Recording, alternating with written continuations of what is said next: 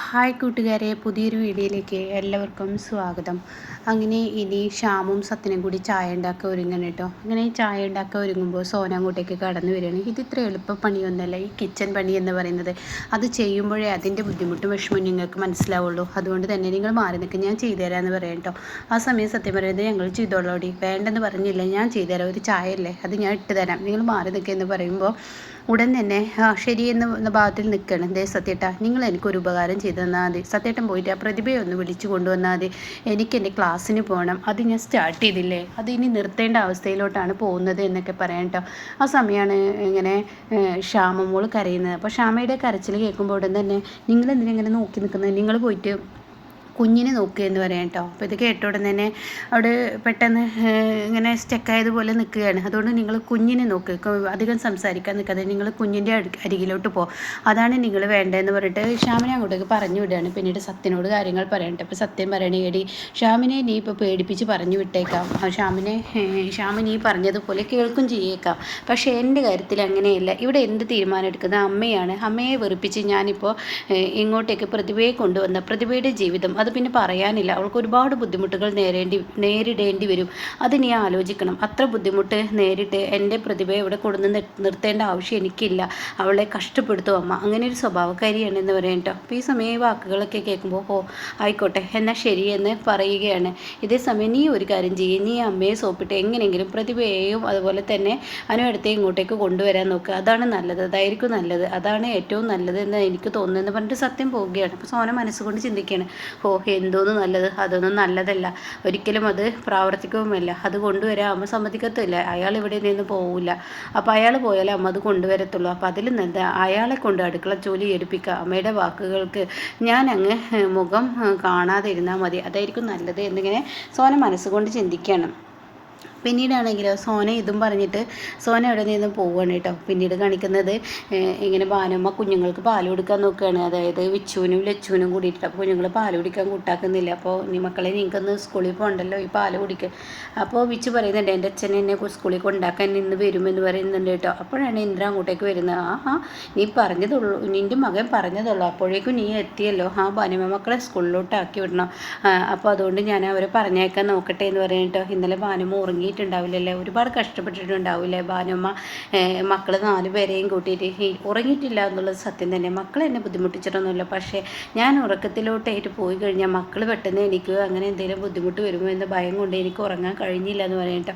അപ്പോൾ ഈ വാക്കുകൾ കേട്ടോടെ തന്നെ സോറി, ഇന്നലെ അമ്പിളി കാരനാണ് എനിക്ക് അവിടെ നിൽക്കേണ്ടി വന്നത്, അല്ലെങ്കിൽ ഭാനുമ്മയുടെ ആരെങ്കിലും മാത്രം കുഞ്ഞുങ്ങളെ ആക്കി പോകുന്നില്ല, അത് വലിയ തെറ്റാണ് ചെയ്യുന്നതെന്നും അറിയാം, പക്ഷേ എന്ത് ചെയ്യാനാണ് ഭാനുമ്മ, ചില സമയങ്ങളിൽ ഇട്ടേച്ച് പോകേണ്ട അവസ്ഥ വന്നതാണ് എന്നൊക്കെ അങ്ങനെ പറയുമ്പോൾ സാരമില്ല, നീ എന്തായാലും ഇരിക്കുക, ഞാൻ കുഞ്ഞുങ്ങൾക്ക് പാല് കൊടുക്കട്ടെ എന്ന് പറഞ്ഞിട്ട് അവിടെ നിന്ന് പോവുകയാണ് കേട്ടോ ഭാനുമ്മ. ഈ സമയം മക്കളെ സ്കൂളിൽ പോകണ്ടേ എന്ന് പറയുമ്പോൾ ശരിയെന്ന് പറയാം. അപ്പോൾ ലച്ചുവിനോട് പോകണ്ടേ എന്ന് പറയുമ്പോൾ ലച്ചു പാല് കുടിക്കാൻ പറയുമ്പോൾ കൂട്ടാക്കുന്നില്ല കേട്ടോ. അപ്പോൾ ലച്ചു ശരി സ്കൂളിൽ പോകാം, അവിടെ ഒരുപാട് ഫ്രണ്ട്സ് ഉണ്ട്, പാല് എനിക്ക് വേണ്ടെന്ന് പറയുന്നു കേട്ടോ. പിന്നീട് കാണിക്കുന്നത് ദാസ് ഹോസ്പിറ്റലിൽ എത്തുന്നതാണ്. അങ്ങനെ ദാസ് വന്നിട്ട് ചോദിക്കുകയാണ്, എങ്ങനെയുണ്ട് അമ്പിളിക്ക്, ഞാൻ ഇന്നലെ നിന്നോട് പറഞ്ഞതല്ലേ രഘു, അമ്പിളിയെ തനിച്ചാക്കി നീ എങ്ങോട്ടേക്കും പോകരുതെന്ന്, എന്നിട്ട് നീ എൻ്റെ വാക്കുകൾക്ക് യാതൊരു വിലയും കൊടുത്തില്ല, അത് തെറ്റില്ലേ, അതുകൊണ്ടല്ലേ ഇപ്പോൾ ഇങ്ങനത്തെ ഒക്കെ ഒരവസ്ഥ വന്നത് എന്നൊക്കെ പറയുമ്പോൾ അതെ അങ്ങനെയൊന്നും പറയില്ല ദാസങ്ങളെ, ഞാൻ അമ്പിളിയെ തനിച്ചാക്കി പോയതല്ല, അങ്ങനത്തെ ഒരു അവസ്ഥ വന്നത് അതന്നെ ഞാൻ പറഞ്ഞത്, അവളുടെ മനസ്സ് അത്രയും താളം തെറ്റി നിൽക്കുന്ന ആ സമയം നീ അവളെ തനിച്ചാക്കി പോയത് തെറ്റ് തന്നെയാണ്. അപ്പോൾ ഉടൻ തന്നെ എന്തായാലും അവളുടെ അവസ്ഥ എന്താ, ദാസങ്ങൾ വാ നമുക്ക് അവളെ കാണാമെന്നൊക്കെ പറയുമ്പോൾ ഇല്ല വേണ്ട, ഞാൻ ഇന്നലെ വല്ലാതെ പേടിച്ചു പോയി, കാരണം അമ്പിളി വീണപ്പോൾ പിന്നീട് ഞാൻ പെട്ടെന്ന് എനിക്ക് മനസ്സിന് വല്ലാതെ ഭയമൊക്കെ തോന്നി, അതുകൊണ്ടാണ് ഇന്ദ്രനെ വിളിച്ചത്, ഇനി എന്തായാലും കുഴപ്പമില്ല, പക്ഷെ അവളുടെ ഈ തളർച്ചയാണ് എനിക്ക് മനസ്സിലാവാത്തത്, അവൾ ഇടയ്ക്കിടയ്ക്ക് മയക്കത്തിലോട്ട് പോകുന്നു, അതാണ് എന്നെ ഭയപ്പെടുത്തുന്നത് എന്നൊക്കെ എന്നെ പറയാം കേട്ടോ. അപ്പോൾ ഈ സമയം എന്തായാലും ഇനി നിൽക്ക്, നമുക്ക് അമ്പിളിയെ പോയി കാണാമെന്ന് പറഞ്ഞിട്ട് ഇവർ 3 പേരും അമ്പിളിയെ കാണാൻ പോവുകയാണ് കേട്ടോ. അങ്ങനെ അമ്പിളിയെ വിളിക്കുമ്പോൾ അമ്പിളിക്ക് ഏകദേശം കാര്യങ്ങൾ മനസ്സിലായി, അപ്പോഴും അനുഭവം ഒന്നും മിണ്ടില്ല കേട്ടോ, കാരണം മിണ്ടേണ്ട ആവശ്യമില്ല, ഡോക്ടർ തന്നെ പറയട്ടെ എന്നുള്ള ലെവലാണ് കേട്ടോ.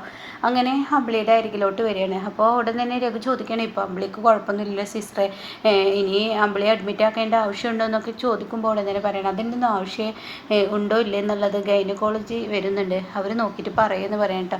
എന്തായാലും അവർ വരുന്ന സമയം നിങ്ങളൊക്കെ ഒന്ന് പുറത്തോട്ട് ഇറങ്ങി നിന്ന് അവർക്ക് ദേഷ്യം പിടിക്കുള്ളൂ, നിങ്ങളെല്ലാവരും ഇവിടെ നിൽക്കുമ്പോൾ എന്ന് പറഞ്ഞിട്ട് പെട്ടെന്ന് അവിടെ നിന്നും അവരോട് പുറത്ത് കിടക്കാൻ പറയുകയാണ് കേട്ടോ. പിന്നീട് കാണിക്കുന്നത് സുശീല റെഡിയായി പോകുന്നു. ആനന്ദമാഷിൻ്റെ മരണം കാണാൻ വേണ്ടി സുശീല ഹോസ്പിറ്റലിലോട്ട് പോകാൻ ഒരുങ്ങുന്ന ആ രംഗമാണ് കേട്ടോ. അങ്ങനെ സുശീല പുറത്തോട്ട് വരുമ്പോൾ സോന ചോദിക്കുക, ഇത് അമ്മ അങ്ങോട്ടൊക്കെ അതേടി ആനന്ദമാഷ് ഇന്നലെ മരിക്കുന്ന സ്വപ്നം കണ്ട് അത് യാഥാർത്ഥ്യത്തിൽ കൊണ്ടുവരാനാണ് ഞാൻ പോകുന്നത്. ഒന്ന് പോയമ്മേ, അതേടി ആ ഐസിയിൽ കയറിയിട്ട് അയാളെ 4 വാക്ക് പറഞ്ഞാൽ എനിക്ക് സമാധാനം കിട്ടുള്ളൂ. അങ്ങനെ അയാളെ ഷോക്ക് അടിച്ച് മരിക്കണം എന്ന് പറയാം കേട്ടോ. അപ്പോൾ ഇത് കേൾക്കുന്ന സോന പറയുന്നത് അതിനൊക്കെ അവിടെ അനുവദിക്കുക, അതിന് ആരാ അവിടെ ഉള്ളത്? അയാളെ അനുവദിക്കാതിരിക്കാൻ മക്കളും മരുമക്കളും ഒന്നും എന്നെ തടയാനുള്ള കരുത്തൊന്നും അവർക്കില്ല. അതുകൊണ്ട് ഞാനത് ചെയ്തിട്ട് വരാം.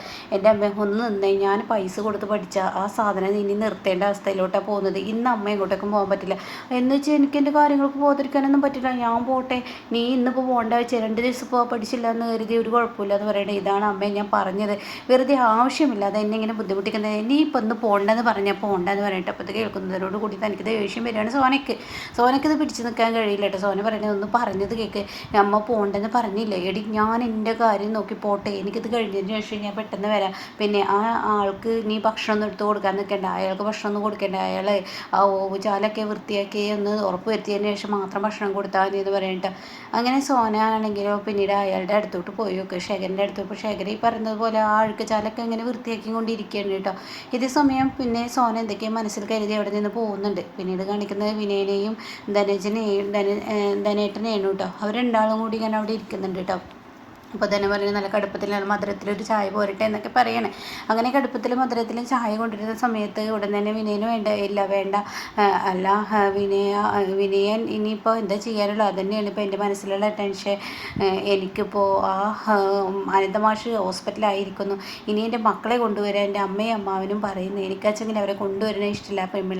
പെൺമക്കളെ നോക്കുക എന്ന് പറയുന്നത് എനിക്ക് ഇഷ്ടമില്ലാത്ത കാര്യമാണ്. അവർ ജനിച്ചത് മുതൽ എന്താ വിനയൻ ഈ അങ്ങനെയൊക്കെ പറയുന്നത്? അങ്ങനെയൊന്നും പറയുന്നത് എൻ്റെ മക്കളല്ലേ. അതൊക്കെ ശരിയാണ്, പക്ഷേ എൻ്റെ ഭാര്യ ചെയ്തിരിക്കുന്നത് എന്താ? എൻ്റെ ഭാര്യ എന്നെ വേണ്ട എന്ന് പറഞ്ഞിട്ട് മക്കൾക്ക് സമ്പാദിക്കാൻ എന്ന് പറഞ്ഞിട്ട് അത് നല്ല കാര്യമില്ല. നീ അന്ന് കണ്ണടച്ച് കൊടുത്തേക്ക്. എന്താണ് എൻ്റെ ധനേട്ട പറയുന്നത്? ധനേട്ടന് എങ്ങനെ കഴിയും? പക്ഷേ എനിക്കങ്ങനെ കഴിയില്ല. അവളുടെ ചിലവ് ജീവിക്കാനൊന്നും എന്നെക്കൊണ്ട് പറ്റത്തില്ല. എനിക്ക് വെറുപ്പ് എൻ്റെ മക്കളോടാണ്, അല്ലാതെ അവളെ വേണ്ടായിക്കില്ല. അവളെ എനിക്ക് വേണ്ട മതി പറയുന്നത് എൻ്റെ മോനെയും വേണം, വിജയ് മോനായിട്ട് സുഖമായി ജീവിക്കണം എന്നാണ് എൻ്റെ മനസ്സിലെ ആഗ്രഹം എന്നൊക്കെ പറയാം കേട്ടോ.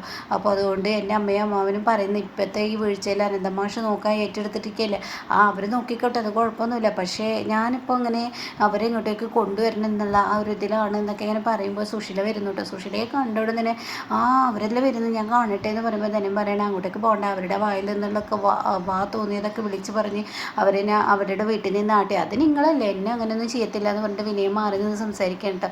ആ സുശീല എങ്ങോട്ടാ? അതെ, അനന്തമാഷ് മരിച്ചോ ഇല്ല എന്ന് അറിയാൻ വേണ്ടി പോവുകയാണ്. ഓ അങ്ങോട്ടൊക്കെ ആണല്ലേ, നീ പോയില്ല? ഇല്ല ഞാൻ പോയില്ല.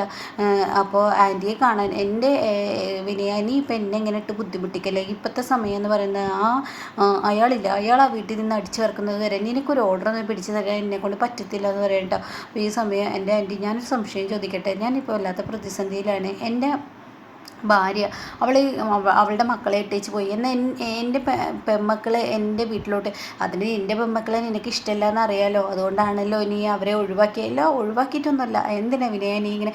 ഇതൊക്കെ ആരെയും ആൻറ്റിയോട് പറഞ്ഞു? ഇതൊക്കെ ഞാൻ അറിഞ്ഞിരിക്കുന്നത്, എൻ്റെ ചുറ്റുവട്ടത്തെ കാര്യങ്ങളൊക്കെ ഞാൻ അറിഞ്ഞിരിക്കണ്ടേ? അങ്ങനെ അറിഞ്ഞതാണ്. അല്ല അപ്പോൾ ആൻറ്റി അതുണ്ട് വിനയ, ഞാനൊരു കാര്യം പറയാം. നിൻ്റെ പെൺമക്കളെ അനന്തമാഷല്ല നോക്കുന്നത്. അല്ല ആൻറ്റി, ഇപ്പോൾ അനന്തമാഷ് വീണ്ട സ്ഥിതിക്ക് ഞാൻ എൻ്റെ പെൺമക്കളെ കൊണ്ടുവരണമെന്ന് എൻ്റെ അമ്മയും അമ്മാവനും പറഞ്ഞു. ഞാൻ വല്ലാത്തൊരു പ്രതിസന്ധിയിലാണ്. ആൻറ്റി ഇതിനൊരു ഉത്തരം നൽകുമെന്ന് പറയണ്ടോ? എടാ വിനയ, അവർ നോക്കിക്കോട്ടെ. നിനക്ക് നിൻ്റെ മോനല്ലേ വേണ്ടോ? നീ നിൻ്റെ മോനുമായി സുഖമായി ജീവിച്ചോ. അപ്പോൾ ചീരു ഇനിയിപ്പോൾ വരുമ്പോൾ അതിന് അവളുടെ ഇഷ്ടത്തിനല്ലേ പോയിരിക്കുന്നത്. അല്ല, എനിക്ക് അവളെ വേണം, എനിക്ക് അവളെ അങ്ങനെ വിട്ട് കളയാൻ പറ്റില്ല. അപ്പം നീ അവളെ പീഡിപ്പിക്കാനുള്ള ഉദ്ദേശമാണ് അല്ലേ? അതെ, എനിക്ക് അവളെ വേണം, എനിക്കെൻ്റെ പെൺമക്കളെ ഇഷ്ടമില്ലാത്തുള്ളൂ. അപ്പോൾ അത് കേട്ടോടനെ എന്നാൽ നീ ഒരു പടി ചീരിൻ്റെ പെൺമക്കളെ തിരിച്ചു കൊണ്ടുവരിക, എന്നാലാണ് ചീരു ഇനിയിലോട്ട് എത്താൻ നോക്കുള്ളൂ.